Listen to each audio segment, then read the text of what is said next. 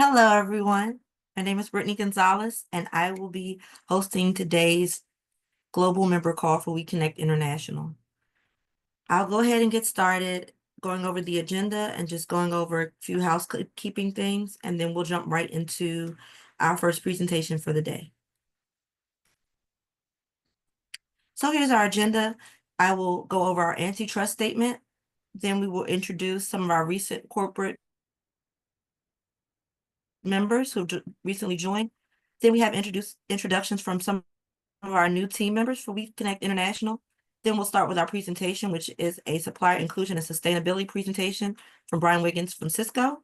Then we'll recap our learnings from the Africa conference, then go over some WeConnect International updates, jump into our member discussions, and then finally wrap up the call with any suggestions for improvements moving forward. So our antitrust statement. As we have participants from many industries in today's meeting, many of you compete with one another. So in order to comply with antitrust rules, we should avoid any discussions or comments that may not be appropriate in fact or in appearance. In order to not run afoul of antitrust rules in either the formal presentations or informal discussions, please refrain from exchanging or discussing information regarding prices, price changes, discounts, allowances, costs, credit terms, and similar subjects. This also includes non-public plans of individual companies and rates or rate policies. I ask that our speakers to be aware of these concerns during their presentations and suggest all participants promptly object to any questions or comments that they do not believe are appropriate. Please go on mute if you're not speaking, and this recording will be shared afterwards via our members only page. So now I'd like to take this time to introduce, or should I say announce, some of our newest members for WeConnect International. We have Avantor, Celanese, Dentsu UK, Imperial Brands, Johnson Controls, which is actually a returning member, so we're so happy to have them back, Nissan, Toyota, and United Airlines. If any representative from any of these companies are on the call, we'll give you the floor to introduce yourself. Hey, I don't know if anyone can see or hear me. I hear you. I don't see you. Oh, Now, fab. Sorry, my Zoom hadn't approved my camera. So I'm Mel. I'm working the diversity, equity, and inclusion team for Imperial Brands. We just joined as of next week. Really looking forward to working with many of you. It's really exciting for us because we're doing a lot of internal diversity, equity, and inclusion work, and we want to reflect that by making sure that we're buying from a diverse range of suppliers as well. thank you so much, Mel, and we're happy to have you. Thank you. Hello, everyone. I'm Diane Strong. Happy to be here for my first meeting as a new member. I am with Celanese and located in Dallas, Texas. Happy to be a part of this new team as we are looking to expand our supplier diversity space to be more global as we are a global company. So happy to be a part of these discussions going forward. Thank you so much, Diane. Anyone else before we move forward with the agenda? Wonderful.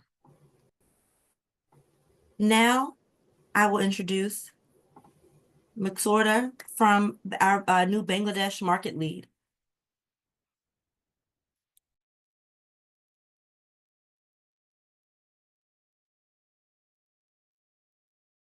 Maxuda, are you here? I know you were on initially. You're on mute. Yes, you're on mute. There you go.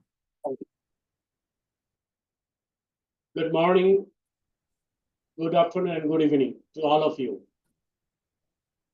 This is Maxudur Rahman. I currently serve as the market lead for Bangladesh. With over 30 years in international development, I specialize in multi-system development and SME promotion. I hold degrees in engineering, an MBA, and a Master of Development Studies. I'm deeply passionate about entrepreneurship development and supplier diversity and inclusion. Throughout my career, I have held key leadership roles, including Economic Development Advisor at World Vision, Country Director at Land Rolex Venture 37 in Bangladesh, and Program Officer at the Swiss Embassy in Bangladesh.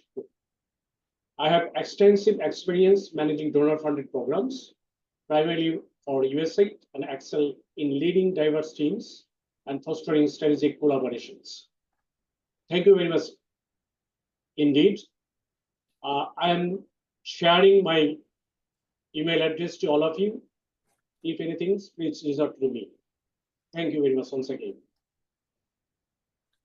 Thank you, Mixuder. We really appreciate it. Next up, we have our South Africa market lead, Jessica, which I don't see on the line. But Jessica, if you're here, I'll give you a second. If not, I'll go ahead and just briefly read your biography and let everyone know where they can find you. You can go ahead. She's not here. Thank you, Frida. I thought so. Okay. So Jessica will be taking on the new role of the African Market Expansion Coordinator based in Johannesburg, South Africa. In her role, she will implement network expansion, training, and social media across the region. Jessica has extensive experience as a social entrepreneur, business consultant, and is a female economic empowerment advocate.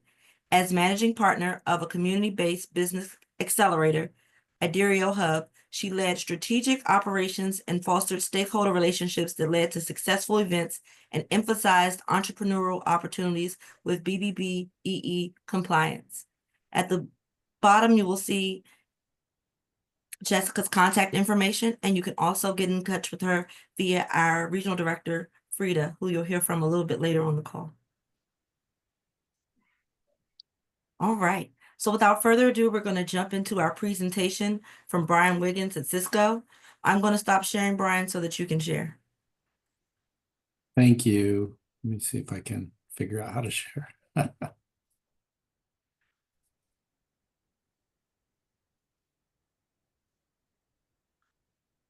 everybody see that? Yes, it's not on presentation mode, though. Yeah, it will be.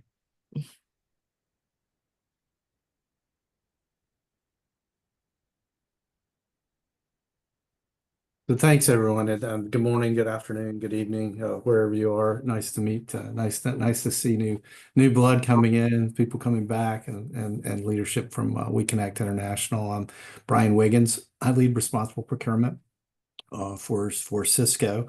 Have been in this space, at least the supplier diversity space, for almost 9 years now at Cisco, and really love the space. And what was very interesting when Brittany asked me about this, I actually had was thinking about our meeting a couple of weeks ago after NMSDC with our the Supplier Diversity Leadership Council of the conference board, and it seemed like it was getting pretty common that all of us were more and more of us were no longer just supplier diversity, that sustainability had become part of what people were being tasked with. And I think by some intention that also became what came under my purview, which stopped being simply the supplier diversity program, but much larger than that. I don't know how much you guys know about what's been going on at Cisco, but we had a pretty significant LR in the September timeframe. And when you do that, I think it's really interesting to sort of reflect when you're thinking about your team and yourself and your colleagues about what potentially will happen, and remembering that the one thing that we can do, that we do control in the environment, is what our value prop is. And I think that for us started a conversation between me and my most trusted partner colleague, Maury Ware, who owns our sustainability piece, was about making sure that we could highlight that value prop, what it was we're doing, why we're doing it, and how we're going to do it. And this slide, actually, I literally pulled from something Maury and I did maybe 3 weeks ago that plugged in, that took us about 15 minutes to write down, because it really clarified putting the pieces together of why we were doing things, what exactly it was that we were doing, and how we were going to do it and make it grow and move toward the future. And that's kind of what I wanted to talk to you guys about today. So first and foremost, we align to Cisco's purpose. That's why we do what we do, right? Whether it's around it being a customer requirement, which many times with sustainability and supplier diversity, it can be.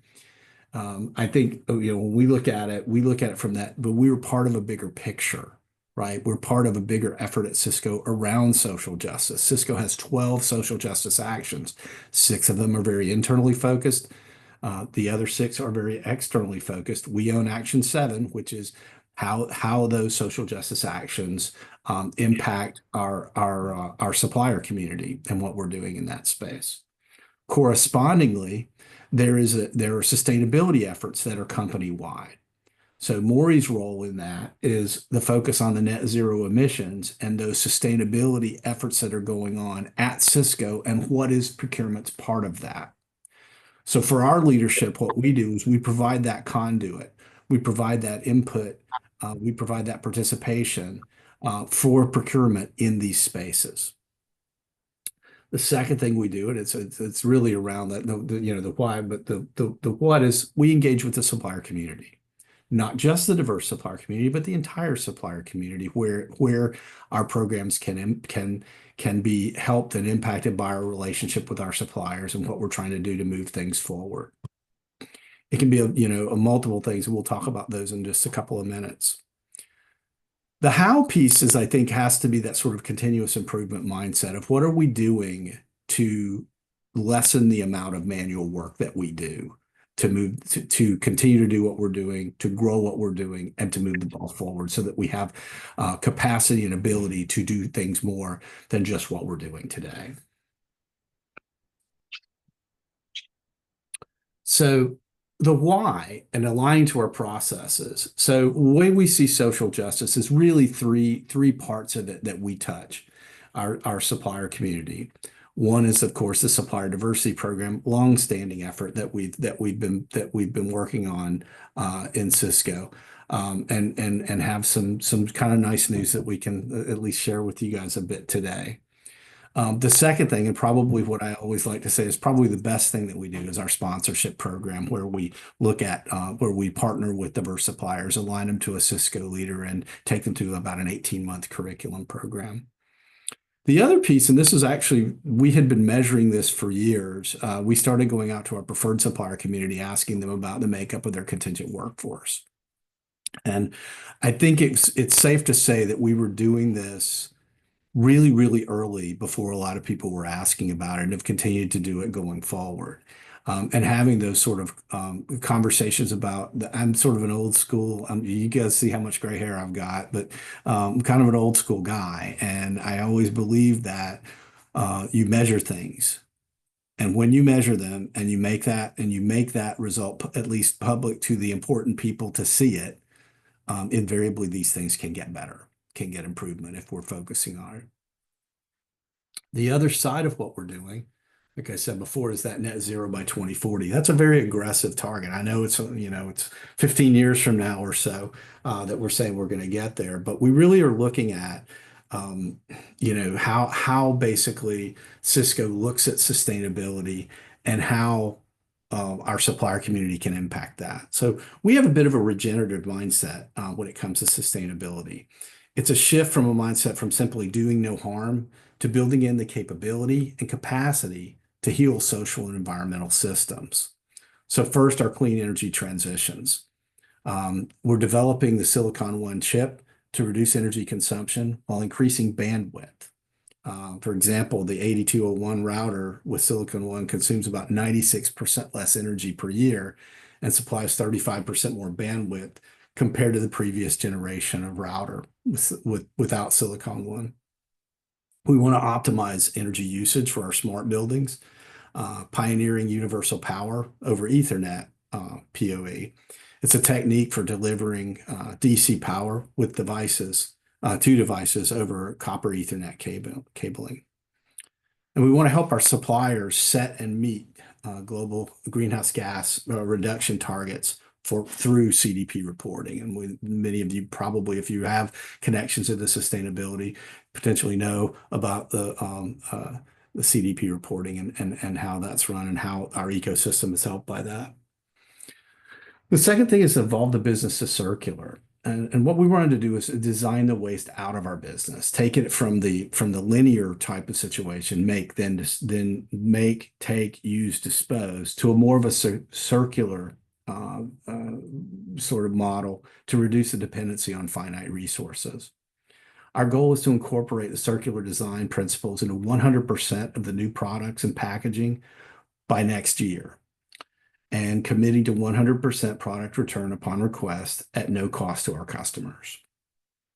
The third is to invest in resilient ecosystems. So we're trying to fund climate solutions through a combination of grants and impact investments through the Cisco Foundation, about $100 million to invest in those climate solutions. So those are like things that are bigger picture going on at Cisco that our participation in as a procurement organization and responsible procurement social justice advocates. So the what? So we do this by engaging. We are procurement. We sit in procurement. We do this by engaging with the supplier community. So our sponsorship program I've talked about before, we continue to sort of grow and enhance and improve that program as we move forward. As we started out, I had learning, we told the class, we've never run a sponsorship program before. We need your feedback to see how we're doing and to make it better. And we've done that. We started out, had too many suppliers in the cohort group. The second thing we saw is we had too many staffing suppliers in the cohort group, and trying to look across the board. So each time we sort of enhanced our population, be it by the category that they sit in, by the type of diverse ownership that they have, by the location where they sit, right? We're about to kick off our third outside the US sponsorship class, which will put us at about 7 total cohorts that have gone through the program. What we do is we partner, we match the sponsored supplier with a Cisco executive for about an 18-month period, where hopefully we ask them to meet monthly, hoping that they'll meet at least twice a quarter. But also we have monthly curriculum sessions where we talk to them about how to do business with Cisco. WEConnect has come in and presented, but almost every time we have a global program, we'll have WEConnect, our WEConnect person come in and talk about what is the value prop around that, right? And I like having non-certified diverse suppliers in those programs, because I think it is an opportunity for our friends at WEConnect, for our friends at NMSDC or WeBank to come in and say, this is the value prop. This is why you need to work with a great certification and advocacy group. We've sort of grown the program to also include it. I'll try to see if I can get to that. Well, the other piece is, the whole concept behind the sponsorship program is to sort of pull back the curtain for suppliers who are largely on the outside looking in, not because they're not preferred, but because they're diverse, but because they're not preferred, and trying to give them that view of this is what it's like to be a preferred supplier. And one of those is our customer feedback loop. We call it SPAR, Supplier Performance and Recognition.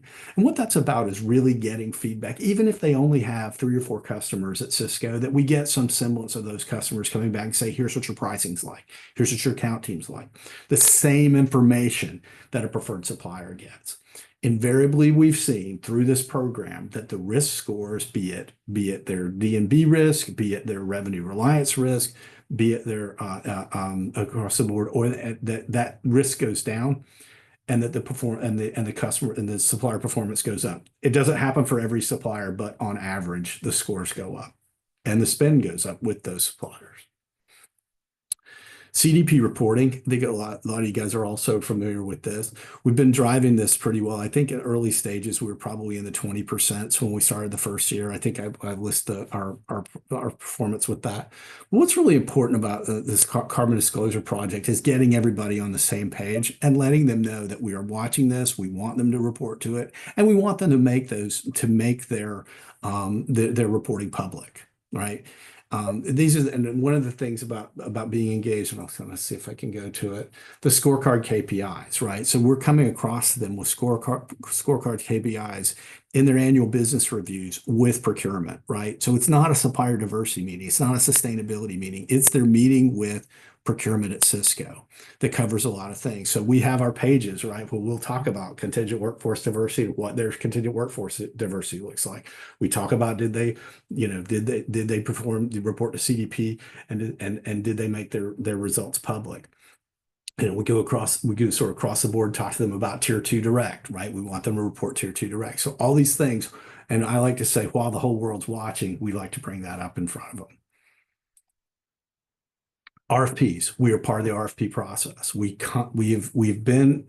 at the point now that, sustainability, responsible procurement, that sustainability piece, that supplier diversity piece are scored components of every RFP, and we score them.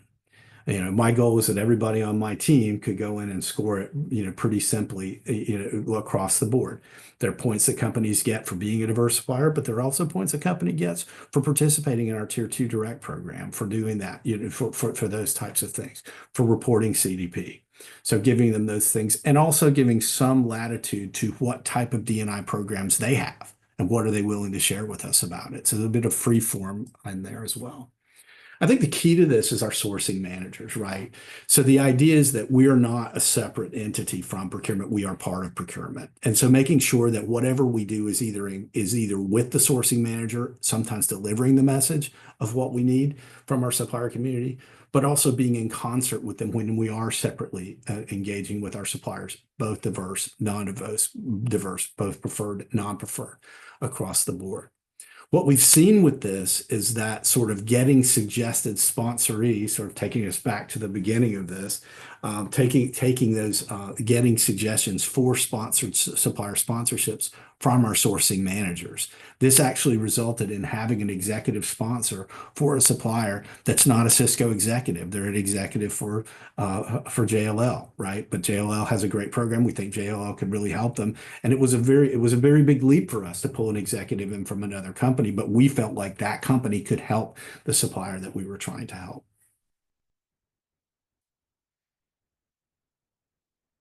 So the kind of missing my speed. Okay.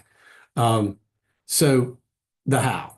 I think part of this is, and I think most of us is, we're growing our programs, so and I'll tell you about our numbers in a minute, but we were able to seek to overachieve a significant supplier diversity goal. And when you kind of get to that and you sort of take that breath and say, we've really accomplished something, we doubled our diverse supplier spend in a little about 2.5 years. And we were very proud of that. But where do you go from there? What do you do once you sort of take that breath and go, we accomplished this? And how do you go forward? So the messaging we came back to social justice is, we said, what we want to do is expand, expand, expand. We want to expand the definitions of what we're looking at. We had a very conservative definition of diverse suppliers. We want to expand our geography across the board, having programs in more countries than we had. We were at 3, we're getting really close to 5 right now. And beyond that, we want that spend to continue to grow. We want to expand the spends at Cisco. We had started out as a completely indirect procurement program. Supply chain was not involved.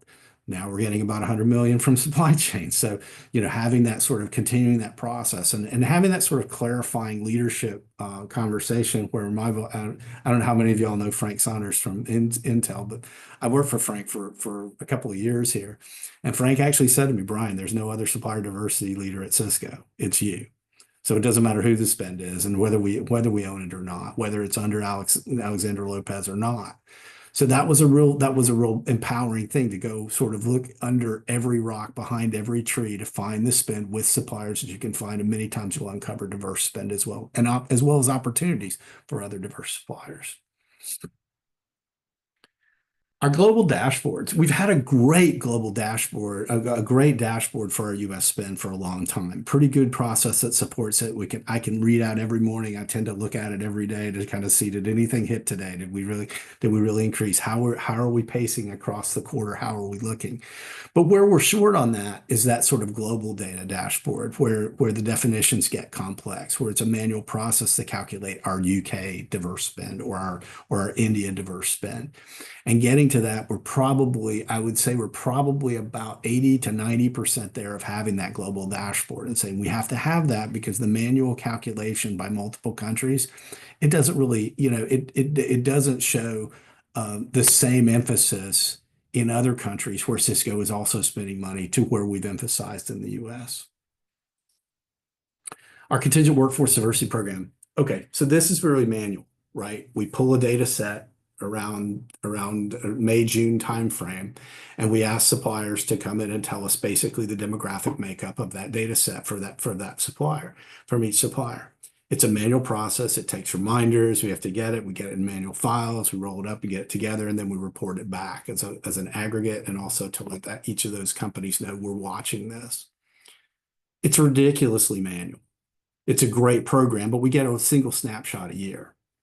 We've implemented Beeline as as part of our it's a VMS MSP solution, and we understand that Beeline has capabilities around this where they actually enter into an agreement with the individual that's being onboarded, where they give their information to Beeline, and we're able to get that in aggregate. We're also able to see it in real time. So we're not there yet, but it's one of our biggest focuses. It's probably our biggest reach for the year is to try to get that going, to try to get it so that our contingent workforce diversity can include more of our supplier community, more of our contingent workers. The subcontracting plan is going to be a surprise to probably nobody that works in supplier diversity. If you do business with the federal government, you have to. Again, a very manual process. Part of the automation that we're trying to do around the subcontracting plan is more about making sure that all of our inputs, SCO and global procurement organizations, both have dashboards, both have data sets that they're able to pull from very quickly and easily. Because we've focused on this for years, we're able to identify that small business and the diverse components of that small business that we want to report and include in our plan. For supply chain, it's harder, and it's a harder space, and it's not as easy to define the way that we've looked at spend and procurement. Those are our four big focus areas for the year as far as our improving our processes and our tools. So what have we been able to accomplish? And I think am I almost out of time? I'm almost out of time. Okay.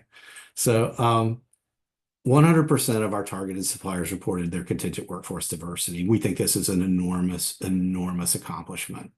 There are ones that that sort of became de-emphasized or de-targeted, but kind of keeping that right out in front, that the makeup of the workforce is really important. And part of what we saw with our engagement with social justice is taking some of those tools. For example, we had some conscious culture training that was developed for Cisco employees, right?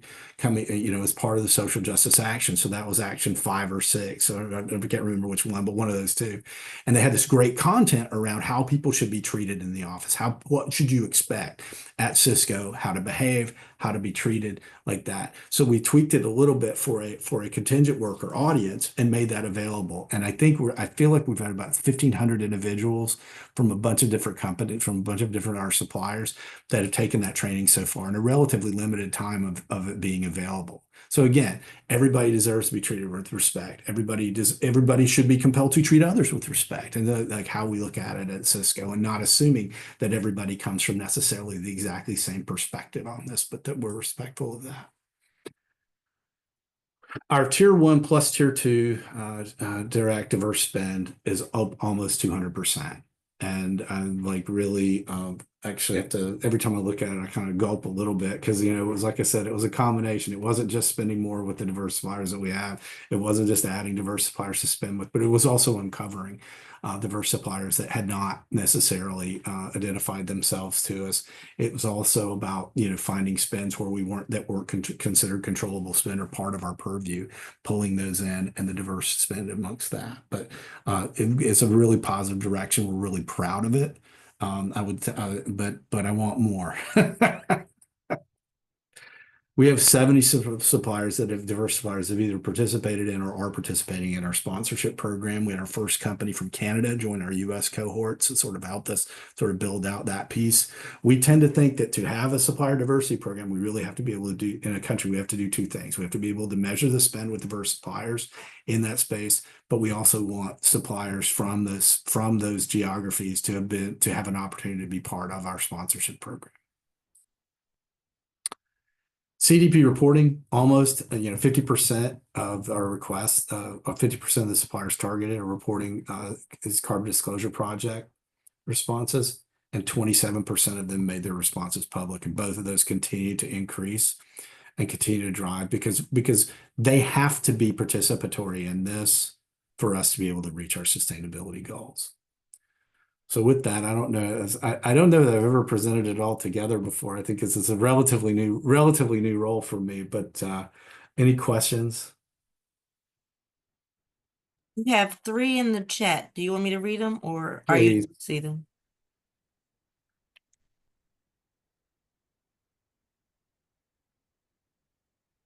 I can read them if you want. Yeah, please. Okay, so from Diana Dirks, question for Brian.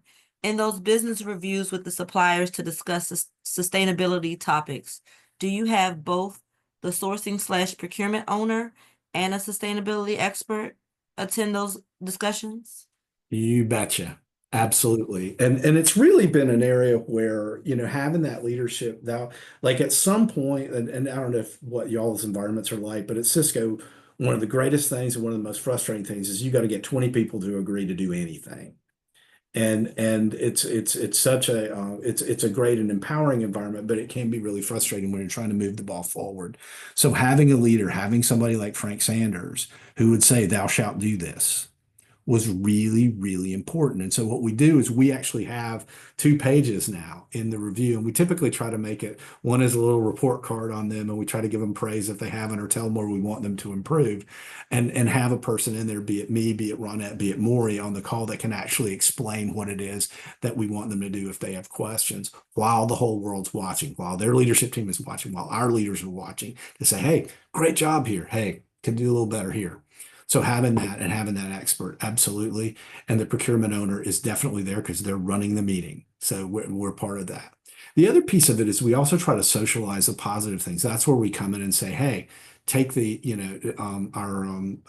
I forget I forget there's some, a sponsorship, a sponsoring commitment, a personal, commitment that we ask people to make, that they can sign up and make a commitment to sponsor someone else, select someone else. The other piece is this is where we started to socialize the conscious culture training for their population. So, hey, so it's not just a, hey, you're doing this. It's like, hey, here's something we have to offer to you. And I had pretty positive feedback from that. Excellent. I'm gonna do one more and then the other 2, All I'll right. send you directly and we can answer in the chat. Sure. Sure. What tactics did you use to double your supply diversity spend? I think probably the single biggest thing we did was we implemented a tier 2 direct program, and we counted that. If it was defensible tier 2 direct, we counted it in our number. It's still only probably 10% of our total number now. But it also gave us access to some spend that we weren't always seeing in some of our transportation shipping areas that were not indirect procurement managed space, that we were able to see that, and they're 2 big players in the space. The other was finding, I will tell you this. I have not always been the biggest, I guess, consumer of information like Hackett would provide, but I will tell you that in what we call CREF, commercial real estate and facilities, they said it was a big opportunity area, and our measurement was minuscule in that space. Once we got the right category leader interested in making that improve, we went from less than $500,000 in that category with diverse suppliers to over 30 million. Unbelievable. And nothing was given away. That's the whole thing. And I think that's the real challenge, is keeping it where the companies have to provide value. We ain't giving anything away. I guess other than that, you can tell I can keep talking forever, but I'm happy to, Emma, I'm happy to have a separate conversation about the tactics and how we could potentially, how to do that. You got to look behind every tree, under every rock. You got to be kind of relentless. But we're quite proud of that accomplishment. As you should be. Those are amazing numbers. I was just sitting here the whole time like, wow. I knew you guys were doing great. I'll be honest, I didn't realize that. I picked a baseline that was at a low point too. There are optics to this, you guys. Well, very impressive. And thank you so much, Brian, for your presentation. Again, for the other 2 questions we have, I'll send those to Brian direct, and then I'll try to get the answers in the chat for all of us. So we'll have those answers before we get off the call today. Okay, let me reshare my screen, because next up we have Frida from our team, who is going to give us an update, an overview, and the highlights from the Africa conference. share and let me, Okay. okay. Oops, hold on. Yeah, you can go to the first You're seeing the slide. notes. Let me just switch the view. Yes. There you go. And there we go. Thank you so much, Brittany. Brittany, can you Uh, do it one more time? You're still showing the notes. I know, I'm trying. It's every It's time I do slow. it, it's moving this little bar. I got you. The full slide. Yeah, Love it. there we go. Now you should see it. There you go. All right, there we go. Thank you so much, Brittany. And good evening, everyone. It's evening here in Kenya. It's exciting to share with you our first Africa Regional Conference, which happened in Johannesburg, South Africa in October. This revealed the vast potential of the African market for global member buyers. With 150 attendees over 2 days, we had over 200 people express interest to come, but our space could only take 150. The event marked a milestone in connecting women-owned businesses with corporate buyers through meaningful engagement, learning, and collaboration. It was our first, and we attracted quite a number of different vendors, different unaffiliated vendors who came in through the outreach partners that we had. We had 10 different outreach partners like the SADC, Gracia Machel Trust, and among others who supported us with the outreach to get the right people in the room. So the attendance was impressive, and we look forward to doing better in April. We hosted dynamic roundtables where member buyers and women-owned businesses connected directly to discuss shared challenges and collaboration. These conversations sparked valuable insights and first-time connections, creating a foundation for ongoing learning and partnership. This approach proved effective in fostering meaningful linkages and building momentum for deeper engagement in the future. We had 10 corporations that sponsored us, and we are very grateful to them. And I think I saw IBM in the house. Thank you very much, Barbara, for all the support that you gave us and all the member buyers. I won't mention each one of you at this time. Then what came out mostly of the conference, you can move to the next slide, Brittany. What we kept hearing is a growing demand from member buyers for fit-for-purpose women-owned businesses, those who are well prepared for seamless bidding processes and capable of meeting diverse corporate needs. At the same time, many women-owned businesses expressed a strong interest in understanding and navigating the bidding process more effectively. To address this, we have designed 4 programs that we'll be carrying out. We have started piloting them this month. And these 4 programs are going to support us to engage the member buyers and the women-owned businesses through thought leadership conversations at the Africa Dialogues, which will be happening every second Thursday of the month. This Thursday, we are having Erickson, who was also part of us at the ARC. The next one is the business clinics. The business clinics, we have 2 sets of business clinics. The first one is for the aspiring supplier who has not yet registered. We help them understand the importance of registering. And after they register, they need to get certified so that they can be able to get connected to member buyers. The second track is for those that are already registered and certified, but they're saying they need more. They need more supplier development so that they can be able to access corporate bids, but also engage properly with the member buyers. So those 2 tracks happen first Friday of the month and the third Friday of the month. You can move to the next slide, please.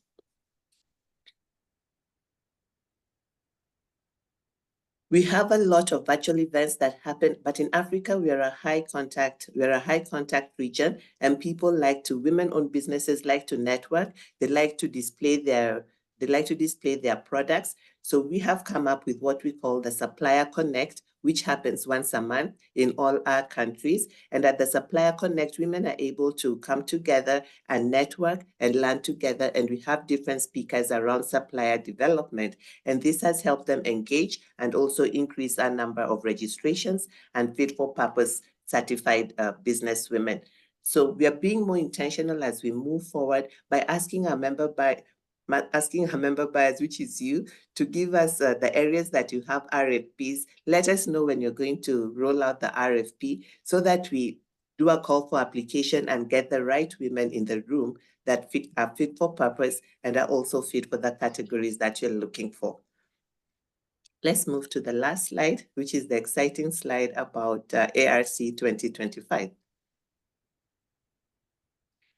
So we're getting ready for Africa Regional Summit, Accelerate Action.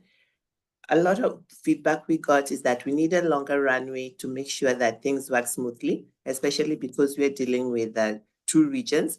There's the region that, the global side of the region, and then we also have those that are on ground in Africa. We noticed that in Africa, we're a high contact region and people would like for us to reach out to them, talk to them, and we hope that you can share with us the contacts of your local representatives on ground. So Africa is a high contact region, like I said, where personal connections matter deeply. So to enhance our follow-up, we'd like to establish direct contact with local reps on the ground. Please share their contacts with us and we'll be in touch to explore how we can build on this foundation and grow collaboration potential across Africa. As I conclude this year's journey, let us remember that every connection made, every insight shared, and every opportunity unlocked brings us closer to a future where inclusive growth is not just a goal, but a reality. And we remain committed to supporting you to access women-owned businesses that are fit for purpose for your current needs. Thank you very much. Thank you, Frida. We truly appreciate it. Any quick questions for Frida before we move forward? Okay. Now we're going to WEConnect International News. So we're going to start with Jose and Margaret from our development team. Thank you, Brittany, and hello, everyone. I appreciate the opportunity to share with you our plans for the 2024 end-of-year giving program. We've created all the materials necessary to execute on this appeal through the end of the year.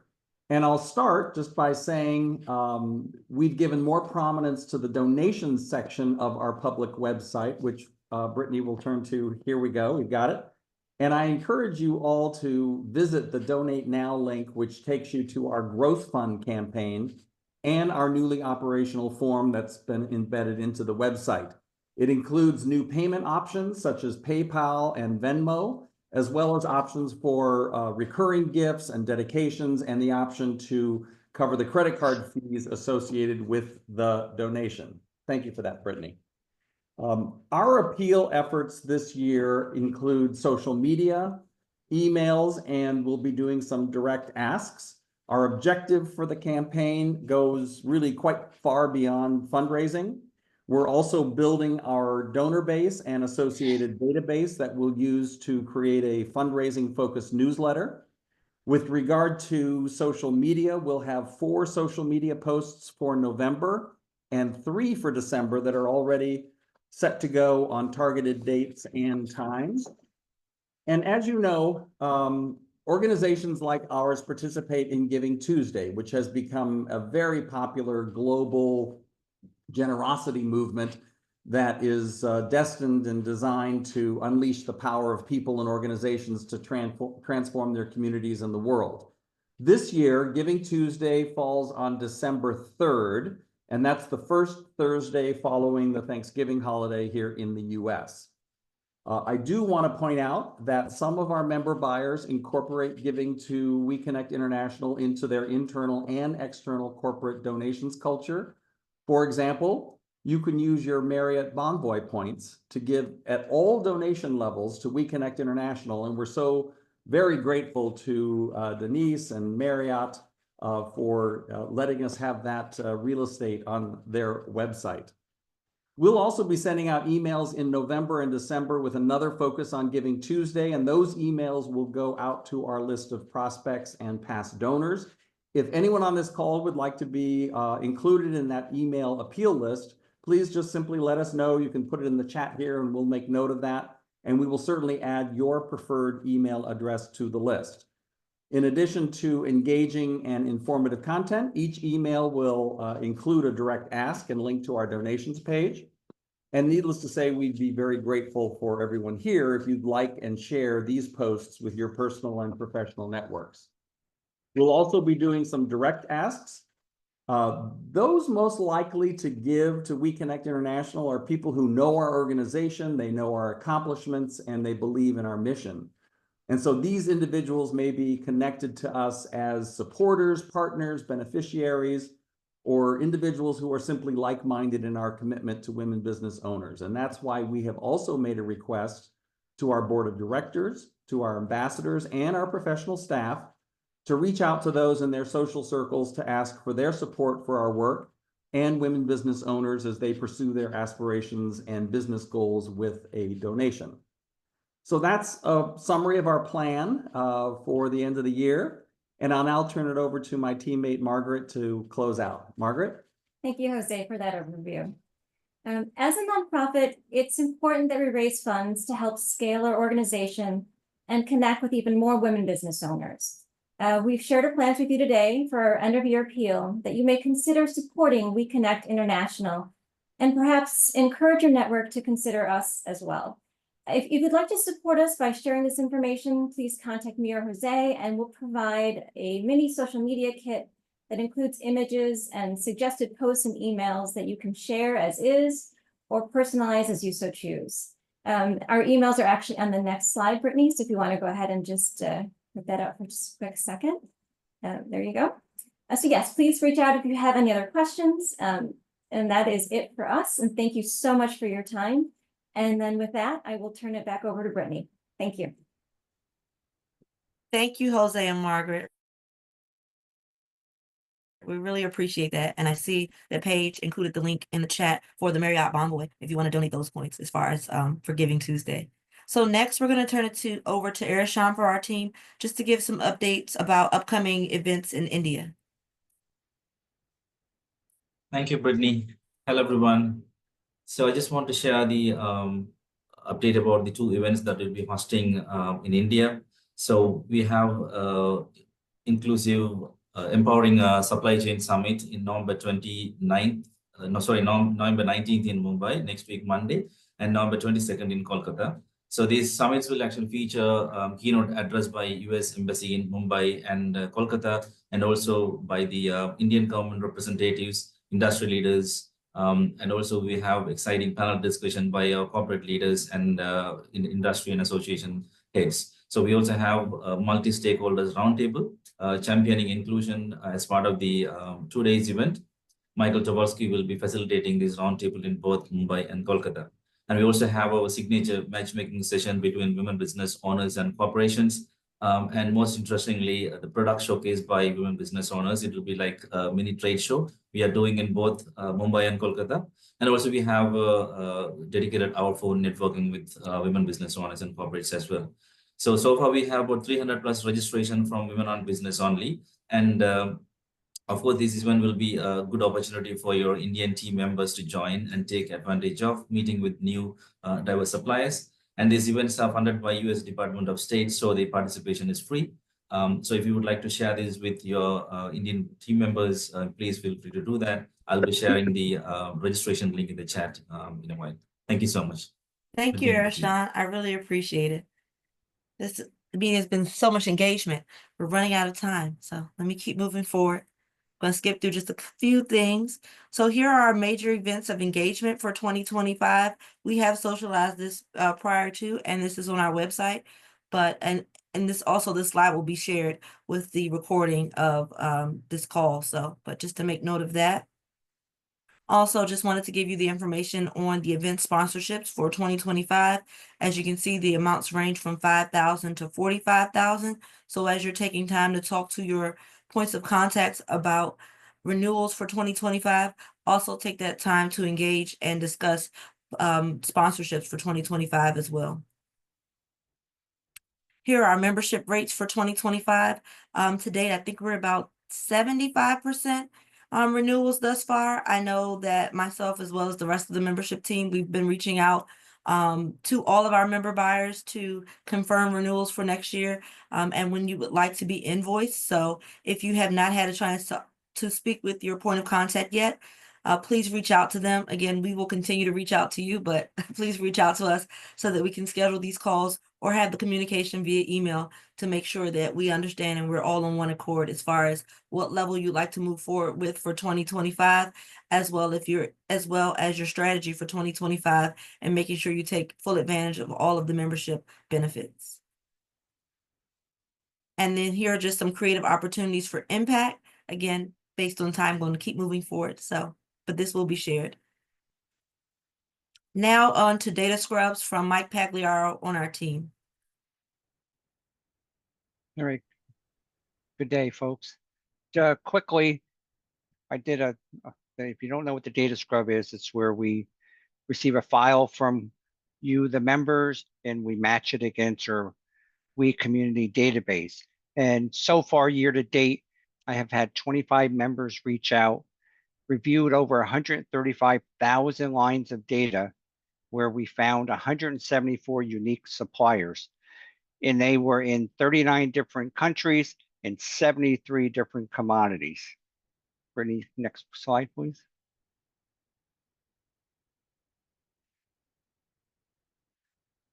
Okay, out of that, these are the top results by country.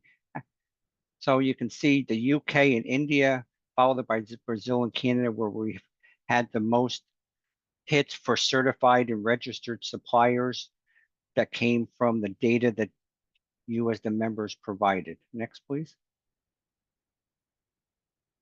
And the same for the commodities.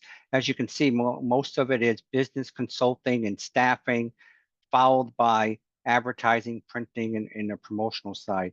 Like I said, there were, 100 or so different, or 70 plus different categories, and this is only the top ones. Next slide, please. Now, this is what I think is probably the most important thing that came out of this analysis, is that we're going to create on the members only page a file that lists, of all these supplier hits, because a lot of members have asked, can we identify those WBEs that have been used by other members? And this is where this is going to be. Hopefully these three files, one will be sorted by the commodity, one will be sorted by the name of the WBE, and one will be sorted by country. So you can do a drop down. These are just a sample. Like I said, it's going to be out on the members only page, and my target date is by the end of this month, and it will be an updated file come January, once we close out the year. So in this way, I think this is it'll be a good new benefit for each member. Next page, please. What would be the next step? Like I mentioned, it's going to be posted on the members only page, and when I send back the results of each data scrub, I have asked everybody to, reach back out to your registered suppliers, which account for probably 70% of the results of that 174 suppliers. In this way, hopefully you can work with them.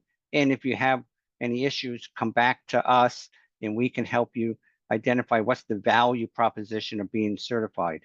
And the other part of this will be, we're always looking for, the connections. And if you can look at this short list, these are, like, I won't say they're vetted suppliers, but like I said, your peers companies have used these suppliers. And on top of this, to get if you have a data scrub left, like I said, I have 9 data scrubs in the pipeline. Please submit anything that you want done by the end of close of business on the 15th, so I can try to get it done by year end for you. Okay, thank you, Brittany. Thank you, Mike. And I assume yeah, there were questions coming in, but I think yeah. Paige answered all of them. So I was just making sure. Okay. Thank you. Mm. Like Mike said, the cutoff this year for data scrubs is November 15th. And that's because, and I'll go over this in another slide. I'm going to move forward. We're going to skip through our connections data this time. But again, you will get these slides. And if you have any specific questions, please reach out to excuse me, please reach out to Ali Sorrell from our team and she'll be able to assist you. So as far as the end of the year schedule, like Mike Pagliaro noted, November 15th is the deadline to submit data scrub requests to ensure that you have them completed by the end of the year. December 2nd through the December 6th, submit We Community search requests no later than this date range in order to ensure that you have those completed by the end of the year, and those are to be submitted to Ali Sorrell from our team. And you can see to the right, all the email addresses are listed for you. December 18th is the last day to request an invoice and receive it in 2024. So again, if you do need an invoice from WEConnect International, you can either send it to members@WeConnectInternational.org, which goes to several members of our membership team, or you can send it directly to myself or Paige Adams. And then our offices will be closed December 23rd through December 31st of 2024. And we opened again January 2nd of 2025. So we wanted to make sure we shared those important dates for you as well as the key contacts for that information.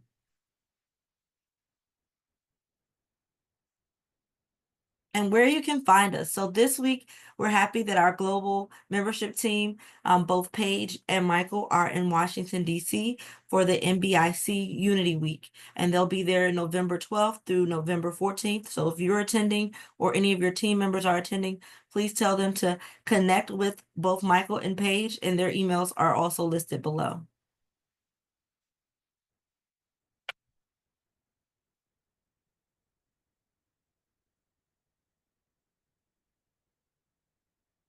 And that brings us to the end of our meeting. I will open it up for any questions or suggestions.